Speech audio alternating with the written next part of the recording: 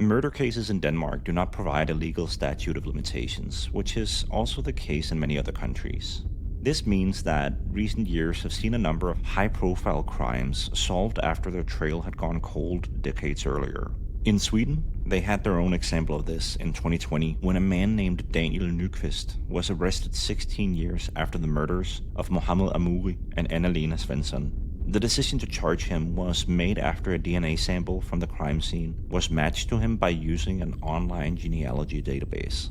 Of course, in the United States, there's been a number of similar stories.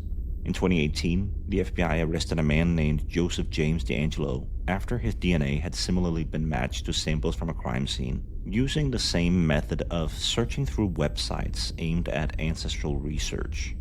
Suddenly, the horrifying case of a serial killer active for over 20 years had been solved, and the man who had been known in the media as the Visalia ransacker, the East Area rapist, and the original Night Stalker had finally been identified. In 2002, the Copenhagen Police took another look at Hanne's case.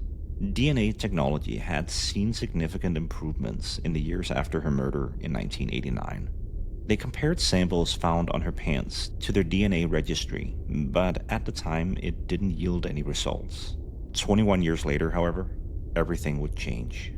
In 2023, forensic geneticists with the University of Copenhagen conducted another search in the registry of DNA samples collected by the authorities, and this time, they found a match.